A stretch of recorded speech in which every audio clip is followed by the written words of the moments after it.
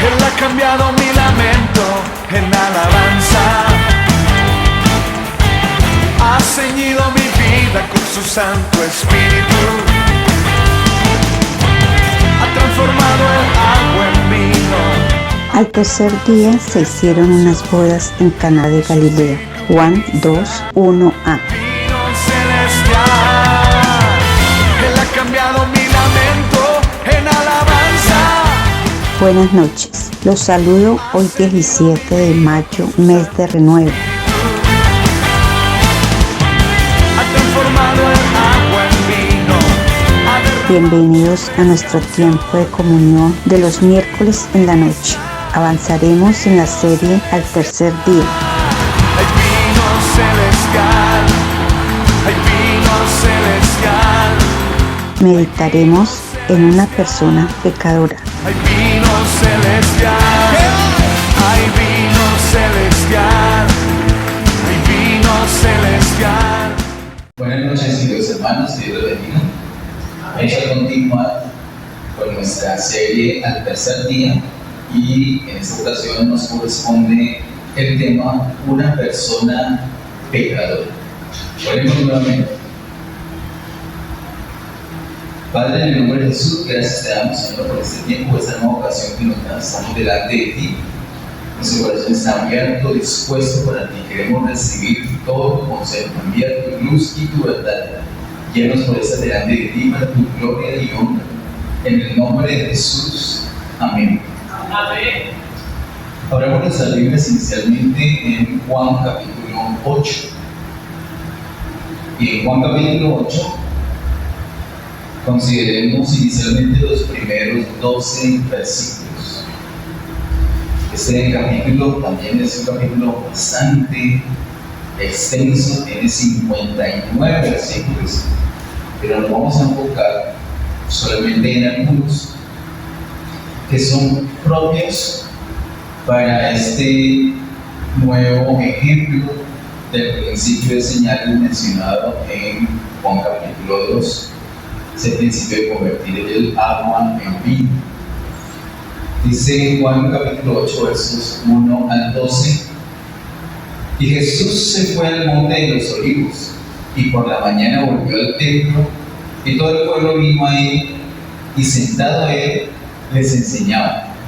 Entonces los escribas y los fariseos le trajeron una mujer sorprendida en adulterio y poniéndola en medio le dijeron: Maestro, esta mujer ha sido sorprendida en el acto mismo de adulterio. Y en la ley nos mandó Moisés apedrear a tales mujeres. Tú pues, ¿qué dices? Mas esto decía tentándole para poder acusarle. Pero Jesús, inclinado hacia el suelo, escribía en tierra con el dedo. Y como insistieron en preguntarle, se enderezó y les dijo: el que de vosotros esté sin pecado, sea el primero en arrojar la piedra contra ella. E inclinándose de nuevo hacia el suelo, siguió escribiendo en tierra. Pero ellos, al oír esto, acusados por su conciencia, salían uno a uno, comenzando desde los más viejos hasta los postreros. Y quedó solo Jesús y la mujer que estaba en medio. Enderezándose Jesús y no viendo a nadie sino a la mujer, le dijo: Mujer, ¿dónde están los que te acusaban? ¿Ninguno te condenó? Ella dijo: Ninguno, Señor. Entonces Jesús le dijo: Ni yo te condeno, vete y no peques más. Otra vez Jesús les habló diciendo: Yo soy la luz del mundo. El que me sigue no andará en tinieblas, sino que tendrá la luz de la vida. Bien, con estos primeros 12 versículos vamos a entrar en materia directamente. Quiero decirles que de esos 9 ejemplos del principio de señales que están entre Juan capítulo 3 y Juan capítulo 11, podemos ver 2 listas distintas, o 2 partes distintas. La primera consta de los 6 ejemplos que ya hemos visto, de los versículos, de los capítulos 3 y capítulo 7. Quedarían faltando otros 3. Esos otros 3 iniciando por el de hoy, conforman otra lista aparte, otro paquete, otra parte. Los 6 primeros ejemplos se trata de una provisión que Dios nos da para suplir unas necesidades que tenemos. En cambio, los otros 3, los 3 últimos, se trata de algo que el Señor nos quita. El Señor nos libera de unas cosas en esos 3 ejemplos que vamos a considerar de hoy en adelante, si el Señor lo permite. Los primeros 6 ejemplos, entonces el Señor nos da cosas que necesitamos. Recordémoslos en el orden. Ustedes me ayudan. Desde el capítulo 3 hasta el capítulo 7 hemos visto 6 ejemplos de cosas que el Señor nos da porque las necesitamos. Lo primero que es vida eterna, la regeneración. La necesitamos, Él nos da la regeneración. Eso es lo número 1. Número 2, que está en el capítulo 4, satisfacción. ¿Recuerdan esa mujer insatisfecha, la mujer samaritana? Ahí mismo en el capítulo 4, un niño estaba muy enfermo y el Señor lo vivificó, lo sanó. Necesitamos que el Señor nos vivifique nuestro cuerpo. Van 3 ejemplos. En el capítulo 5, un hombre paralítico, entonces el Señor le da una sanidad, le da lo sana, lo vivifica y número 4, le sana esa parálisis. El quinto ejemplo lo tenemos a la altura del capítulo 6, cuando el Señor sacia el hambre de una multitud que estaba hambrienta, ¿recuerdan? El Señor les da para comer. Y el sexto ejemplo, que lo vimos hace 8 días, el miércoles pasado, con el pueblo sediento, el Señor les da, porque es saciar esa sed, les da el agua viva. Así que esos 6 ejemplos se trata de cosas que el Señor nos da porque las necesitamos. En cambio, aquí en este capítulo 8 hasta el capítulo 11 vemos cosas de las cuales el Señor nos libera, no nos da, sino que el Señor nos libera de esas cosas. Y están en un orden muy especial. Lo primero de esas 3 cosas es lo que está en el capítulo 8, se trata de el pecado. Por eso nuestro título, una persona pecadora. Generalmente el título más común que podemos leer o escuchar es una mujer pecadora, pero en el mismo capítulo nos damos cuenta que es más consistente hablar de una persona pecadora. Así que lo primero que se habla en esta nueva lista de 3 cosas, de 3 ejemplos más, es del pecado. El Señor nos libera del pecado. En el capítulo 8, el problema es el pecado. El Señor nos libera del pecado. Ese pecado trae una consecuencia. ¿Cuál es la consecuencia del pecado? La muerte. Pero antes de la muerte hay algo, hay como entre la muerte y el pecado hay algo. Y en la experiencia lo podemos constatar. El pecado nos deja en tinieblas. Por eso el siguiente ejemplo, es decir, el ejemplo número 8, el principio de señales que está en el capítulo 9 y 10, se trata de algo que el Señor, de lo cual el Señor libera a un hombre. Él estaba ciego y el Señor lo libera de eso, lo libera de esas tinieblas. Luego en el capítulo 11, ahora sí la consecuencia final del pecado, que es la muerte, y el Señor libera a un hombre de la muerte en ese capítulo 11. Así que vemos ese orden. El pecado nos conduce a las tinieblas y finalmente a la muerte. La consecuencia del pecado es la muerte, pero cuando uno peca, inmediatamente entra en tinieblas. Es algo muy delicado. La muerte nos lleva a las tinieblas y luego, el pecado nos lleva a las tinieblas y luego a la muerte. Vamos a enfocarnos entonces en nuestro capítulo 8 de hoy con una persona pecadora. Aquí se habla del pecado. Se habla del pecado, varias veces se mencionó. Dice, por ejemplo, el Señor le dice a la altura del verso 7, el que de vosotros esté sin pecado, sea el primero en arrojar la piedra contra ella. ¿Y qué pasó? Ellos fueron redarguidos por su propia conciencia. y desde los mayores hasta los menores se fueron llenos y la dejaron sola. De toda esa gente que estaba allí, de todos los que estaban allí, ¿quién estaba libre de pecado?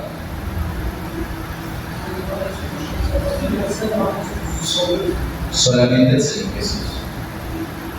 Los que acusaron a la mujer se fueron. Todos tenían relación con el pecado, todos. La mujer, por supuesto, la había sorprendido, de hecho. El Señor era el único que estaba libre de pecado, era el único que podía, en caso tal, cumplir esa ley, ejecutar, tirando la primera piedra. Pero el Señor dijo: no, yo tampoco te condeno. Vete y no peques más.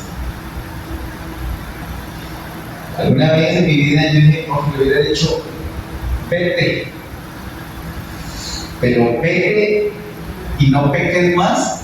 Muy duro, muy duro.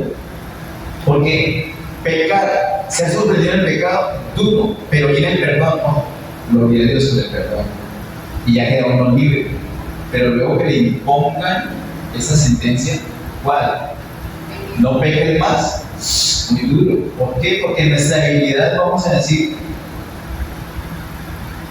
seguro no voy a pecar más. De pronto vuelvo a caer. Y si no caigo en eso, de pronto caigo en otra cosa. Pero en mi debilidad, irme. Yo disfruto ese perdón, ese momento. Pero luego tengo la responsabilidad de no pecar más. Porque el deseo del Señor es así, ¿no? Él nos perdona y no quiere que pequemos. Pero ¿cómo así que vete y no peques más? Eso está a la altura del versículo 11. El versículo 11 dice: ella dijo: ninguno, Señor. Entonces Jesús le dijo: ni yo te condeno, vete y no peques más. Pero si miramos el verso siguiente, es en la segunda esquina. Miren, yo les digo esto: ser perdonado por el Señor es algo hermoso. Ay, todos los que estamos aquí creo que tenemos esa experiencia. ¿Qué experiencia? De haber pecado, pero de haber sido perdonados. Y se siente una paz. Porque es que estar condenados a la muerte y experimentar tinieblas y todo eso es terrible. Pero presentarnos delante de Dios y que Él no nos condene, sino que nos perdone, es maravilloso. Pero ¿saben? Lo maravilloso, el Señor, no queda allí. Sigue lo maravilloso. Y lo maravilloso es que Él le dijo a la mujer: no peques más. Y esa responsabilidad no la va a satisfacer o no la va a cumplir la mujer solita. El verso 12 dice: otra vez Jesús les habló diciendo: yo soy la luz del mundo. El que me sigue no andará en tinieblas, sino que tendrá la luz de la vida. Así que la mujer no tenía que en sus propias fuerzas cumplir lo que Jesús estaba diciendo de no pecar más, sino que ¿qué tenía que hacer la mujer de acuerdo al verso 12? Ella tenía que seguir al Señor. Y si seguía al Señor, ¿qué pasa? No andará en tinieblas, sino que tendrá la luz de la vida, tal cual como el mismo Evangelio de Juan nos lo dice en el capítulo número 1, la luz de la vida. Es decir, tendrá al mismo Señor. Si sigue al Señor, va a tener al Señor. Y si tiene al Señor, ella puede cumplir eso de no pecar más. Así que aquí vemos otro ejemplo cómo el Señor convierte el agua en vida, lo muerto en vida. ¿Qué es lo muerto? Ella está en pecado, esclava en pecado. La religión la condenó a muerte. Eso es lo que hace la religión. La religión condena a muerte, señala, condena y ejecuta para morir, para muerte. Pero la vida no. La vida se manifiesta perdonando y liberando del pecado. Eso es lo maravilloso del Señor Jesús. Eso es lo maravilloso de la vida y es muy distinto a la religión. La religión enseña unas normas y si no cumples esas normas queda bajo condenación. El Señor no enseña normas, el Señor enseña que somos pecadores y por lo tanto lo necesitamos. Y en la medida que dependamos de Él, que literalmente lo sigamos, se va a manifestar la luz de la vida en nosotros y no vamos a pecar tal cual. Es por la vida del Señor que podemos seguirlo, es por la vida del Señor que podemos ser agradables a Él. es solamente por Él, por la vida del Señor en nosotros. Ya que estamos hablando de pecado, quiero recordarles y decirles de pronto a los que no lo saben, que la palabra de Dios nos habla de pecado en singular, pero también nos habla de pecados en plural. Y esto específicamente lo enseña el apóstol Pablo cuando escribe la carta a los romanos. Usted puede notar, si le gusta tomar nota, lo pueden estudiar. Entre el capítulo 1 y el capítulo 5, verso 11 de Romanos, se trata el asunto de los pecados en plural. Los pecados en plural son los hechos, son las expresiones externas que ofenden a Dios. Es cuando hacemos cosas en contra de la voluntad de Dios. Esos son los pecados en plural. Entre Romanos capítulo 5, verso 12 y el capítulo 8 de Romanos, ya no se trata específicamente del asunto de pecados en plural, sino el pecado en singular. Pecado en singular es distinto. Se trata no de algo externo, sino de algo interno. El pecado singular es una ley interna que es la que nos empuja, nos impulsa, nos inspira. De hecho, nos capacita, nos obliga a pecar. Es decir, el pecado, que es interno, es lo que nos empuja a cometer los pecados que son externos. Para un ejemplo de esto, miremos un versículo en el primer rango, es decir, en el Romanos capítulo 1 y Romanos capítulo 5, verso 11. Yo he seleccionado el verso 25 del capítulo 3. Vamos a Romanos capítulo 3, verso 25, para un ejemplo. Dice el verso 25 de Romanos 3: a quien Dios puso como propiciación por medio de la fe en su sangre para manifestar su justicia, a causa de haber pasado por alto en su paciencia los pecados pasados, pecados en plural. Y hay una relación de esos pecados con la sangre del Señor. Está mencionado en el mismo verso 25. Para los pecados el Señor nos dio una provisión y fue la sangre de Cristo. La sangre de Cristo nos limpia de todos sus pecados. Para pecado en singular, hay un ejemplo muy especial en el capítulo 8. Hay varios, pero escogí en el capítulo 8, el verso 2. Romanos 8, 2 dice: porque la ley del Espíritu de vida en Cristo Jesús me ha librado de la ley del pecado y de la muerte. Ese verso 2 nos habla muchas cosas. Una es que el pecado en singular, como nombrado aquí, es una ley. Y esa ley, como les he dicho, es interna.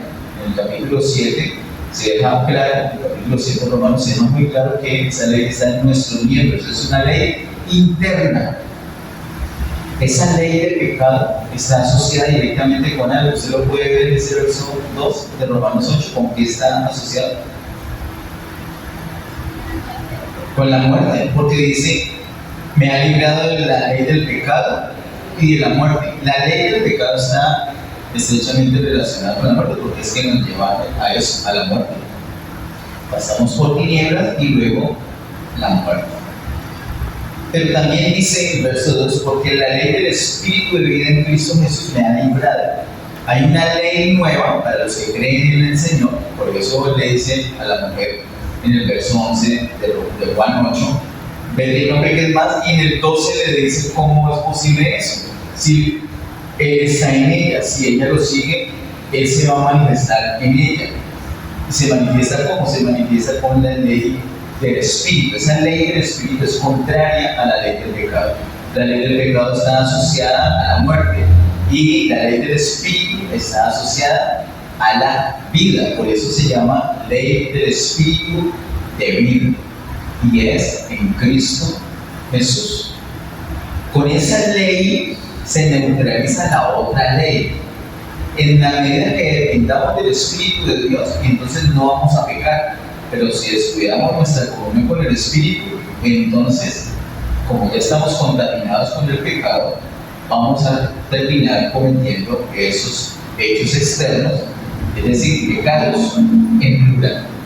Bueno, ahí la diferencia entonces, los pecados en plural son manifestaciones externas, pecados singulares, la ley interna que nos impulsa a cometer estos en plural. En el capítulo 5 de Romanos, aprovechando que estamos allí, Romanos capítulo 5, verso 19, dice: porque así como por la desobediencia de un hombre, los muchos fueron constituidos pecadores. ¿Cuál es ese hombre? Adán. Así también por la obediencia de uno, ¿cuál es ese uno? Cristo. Los muchos serán constituidos justos. Así que nosotros por constitución, porque venimos de Adán, por constitución somos pecadores. No por práctica, no porque usted cometió pecado, no, entonces no es pecado. Usted cometió pecado, sí, entonces usted es pecado. No, no es por eso. Es por constitución, porque venimos de Adán. Los niños, por ejemplo, los niños ya están contaminados. Literalmente, en Edén, la serpiente inyectó un veneno llamado pecado, lo inyectó en el primer hombre, en Adán. Y entró el pecado en Adán, y como entró en uno, se extendió a toda la humanidad. Como esa ley de pecado está asociada a la muerte, entonces también entró la muerte en Adán y también la muerte se extendió a toda la humanidad. Por eso es que pecamos, por eso es que morimos. Estamos fritos, ¿no? Estamos en problemas, estamos en líos. Por eso, en Juan capítulo 3, se demuestra que cuando el Señor viene, ya todo el mundo está condenado. Y Él aclara: yo no vengo a condenar, es que ya están condenados. Yo vengo a salvar. Si Él no viene, quedamos en condenación. Él no viene a condenar, Él viene a salvar. Y Él viene porque ya estamos como condenación y se da a sí mismo para podernos salvar. Esa es la obra del Señor. Pero todos estamos contaminados con pecado y necesitamos un antídoto, que es el Señor Jesús. De lo contrario, vamos a morir por ese veneno llamado pecado. Acá en Juan capítulo 8, pues vamos por favor allí, en nuestro texto inicial, vemos entonces esta mujer sorprendida en adulterio. Y ellos les están poniendo al Señor, Jesús, tratan de poner al Señor entre la espada y la pared, porque dice que dijeron eso fue para encontrar ocasión, para atraparlo, para hacerlo caer. ¿Hacerlo caer en qué? Recuerden, lo vimos hace 8 días, capítulo 7, al Señor procuraron matarlo. Y esto que estamos leyendo ahorita en el capítulo 8 es una continuación. Es tan continuación que usted notó cómo empieza el versículo 1. Démosle una miradita al versículo número 1 de Juan 8. La primera letra que usted encuentra en su Biblia, ¿cuál es? I. ¿Cómo está escrita esa I? ¿Perdón? En minúscula. Qué buena observadora. Está en minúscula. Normalmente no. Lo correcto es que una frase inicie, una oración inicia con mayúscula. Así que ahí está iniciando una frase. ¿Dónde inicia la frase entonces? Pues tiene que ser antes. ¿Dónde? Terminando el 7. En el verso 53 es que empieza la frase. ¿Qué dice ese verso 53? Cada uno se fue a su casa. ¿Dónde estaban? En el templo. ¿En qué? ¿Qué están haciendo en el templo? Estaban en una fiesta, la fiesta de los tabernáculos, y el Señor estaba dando la palabra, ¿cierto? Invita a todos los sedientos que vengan a beber, ¿cierto? Y entonces, recordemos que en el capítulo 7 vimos que había unos que decían: este es el Cristo, otros decían: ¿qué va a ser el Cristo? Había disensión entre ellos, unos que sí, otros que no. Pero el Señor enseñaba libremente. Los alguaciles no lo cogieron porque dijeron, se quedaron sorprendidos. Y la razón que ellos dieron es: no, nadie habla así como él, La palabra los dejó paralizados. Así que es la continuación, y en esa continuación el Señor sigue enseñando. Y entonces los judíos ya no se lo aguantan. Tenemos que encontrar una ocasión, la gota que rebose la copa. ¿Para qué? Para atrapar. Así que si él dice apedreen a esa mujer y la matamos, entonces los que se han ido en simpatía con él lo van a dejar. Y si él dice no la pueden matar, entonces ya tenemos ocasión porque no cumple la ley de Moisés, lo agarramos más rápido. Pero mira el Señor como él es sabio. Él dijo, en otras palabras, sí, tiene razón, esta muchacha hay que matarla. Así que, listo, levante la mano el que esté libre de pecado para que empiece y después nosotros seguimos. Pero nadie fue, porque todos tenían relación con el pecado. Todos tenemos esa relación con el pecado. Todos estamos en condenación a muerte por el pecado si no recibimos ese antídoto que se llama Cristo. Él vino a darnos la salvación, Él vino a perdonarnos sus pecados, pero también a liberarnos, a librarnos de esa ley de pecado. ¿Y cómo nos libra? Con la ley del Espíritu. Tenemos una ley adentro de pecado, pero al recibir a Cristo viene otra ley, la ley del Espíritu de vida. Y por eso sí estamos en esa lucha, los creyentes. ¿Qué lucha?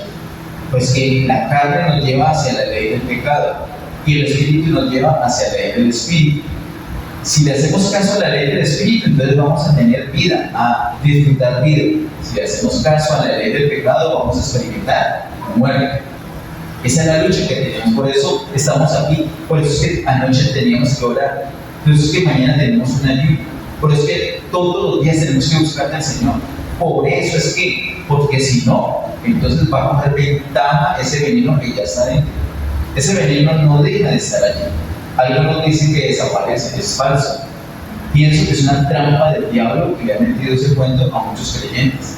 Muchos creyentes enseñan que ya no tenemos problema con la carne cuando recibimos al Señor.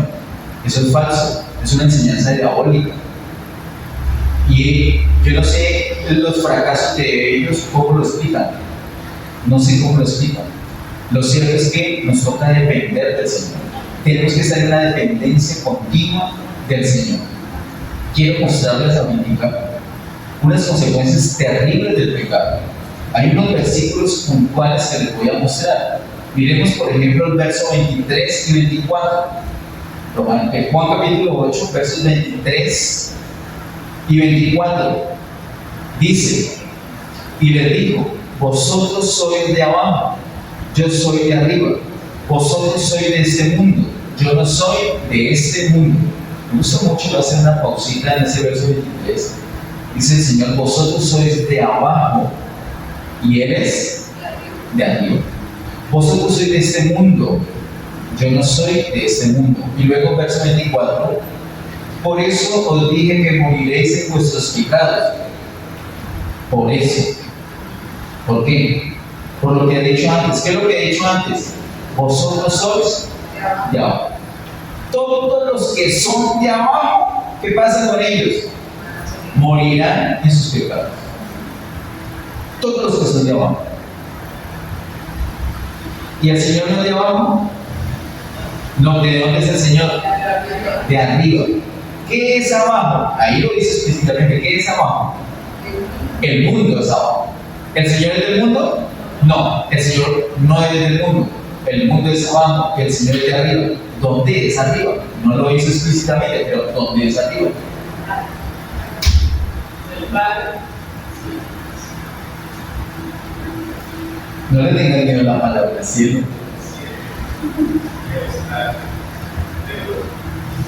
Cuando el Señor dice abajo es el mundo y cuando el Señor dice arriba es el cielo, sin duda. Los del mundo, los mundanos, ¿qué va a pasar con ellos? Morirán en sus pecados. Los demás, es decir, los que son de arriba, es decir, los celestiales, no van a morir en los pecados. Así que tenemos que aprender cómo ser celestiales. Es muy simple, el Señor ya se lo dijo a la mujer en el versículo número 12. Lo único que tiene que hacer es seguir al Señor. Si sigue al Señor, entonces se va a volver una persona celestial y deja automáticamente de ser de abajo. Miren, nosotros acá, inclusive el pueblo de Dios, ahora más con la manifestación de este gobierno de izquierda que ha hecho en poco tiempo, ha cumplido algunas de las cosas que ha hecho. Por ejemplo, el cambio. Yo he visto mucho cambio. Por ejemplo, hay mucha inseguridad, hay mucha carestía, hay mucha desolación, hay muchas fechorías, más que antes. Eso es un cambio fuerte.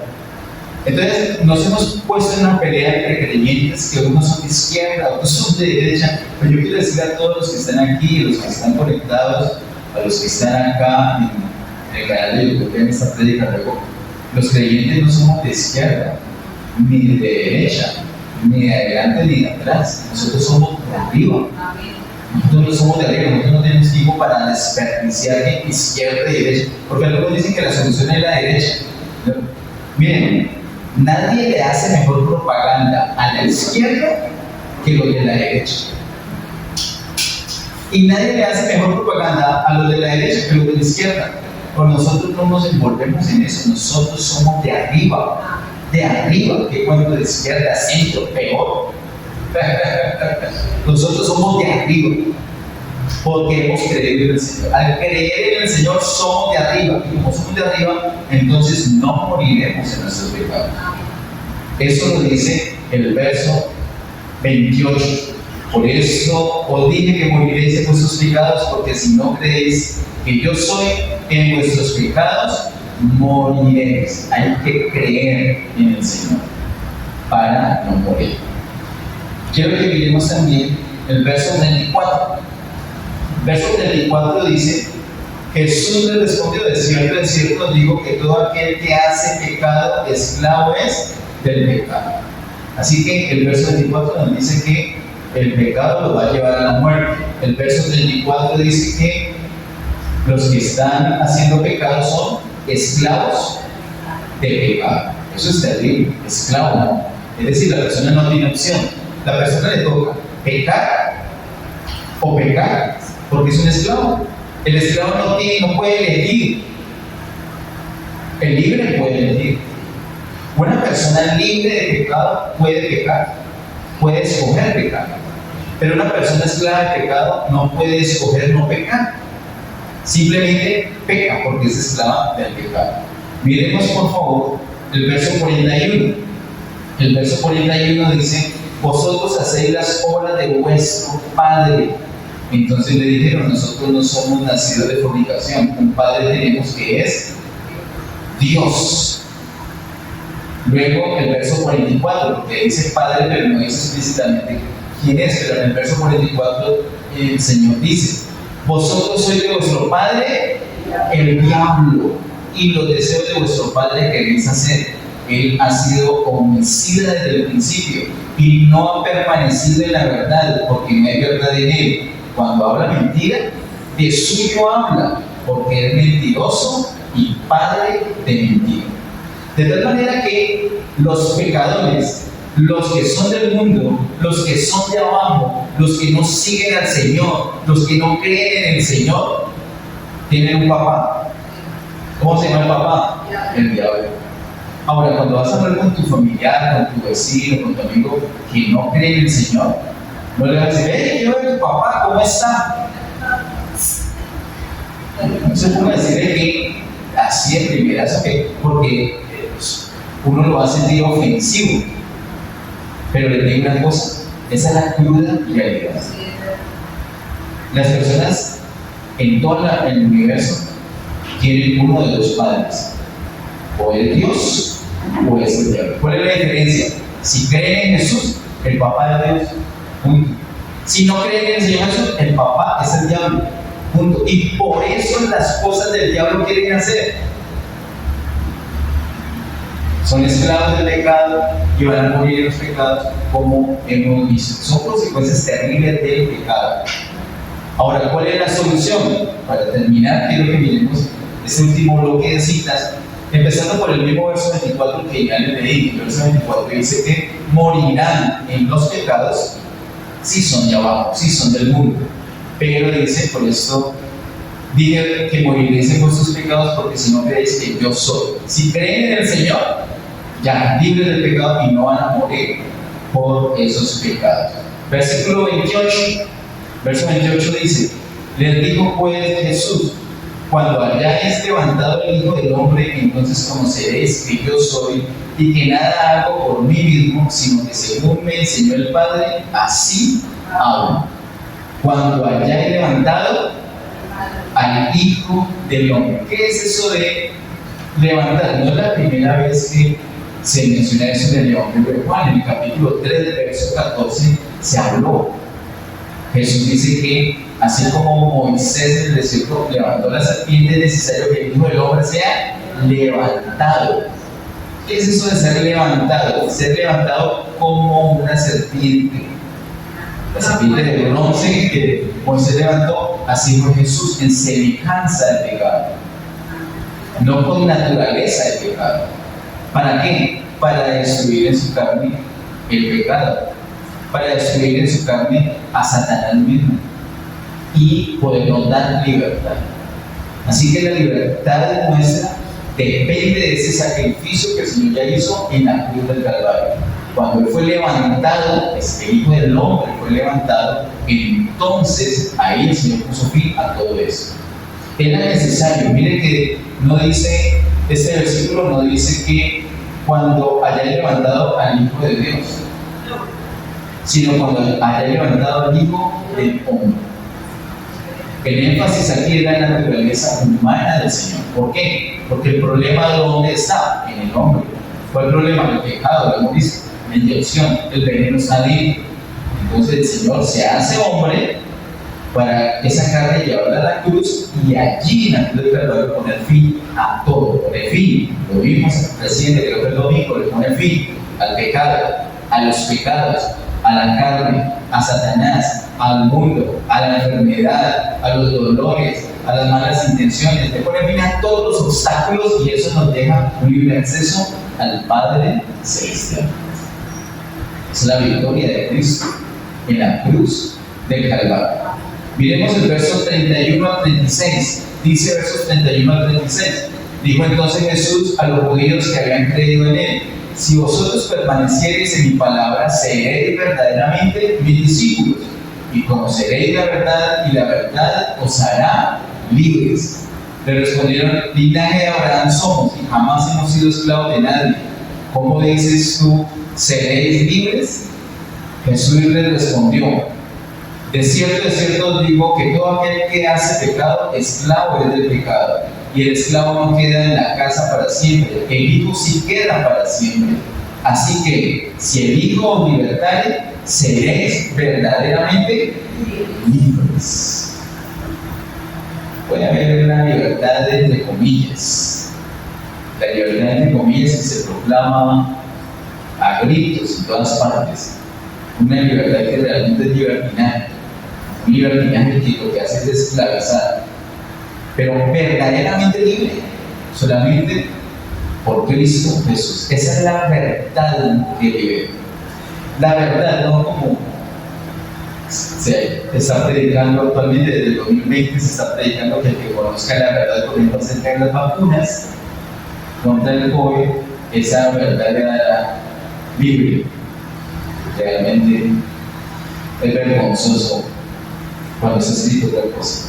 Dice el Señor en el verso 33, 36, así que si el Hijo libertare, seréis verdaderamente libres. Solamente en Cristo tenemos esa libertad, libertad del pecado. El Señor aquí convierte el agua en vino, ya no dándonos algo, sino liberándonos de algo, liberándonos del pecado. Al liberarnos del pecado, entonces ya no vamos a estar en tinieblas y ya no vamos a llegar a la muerte.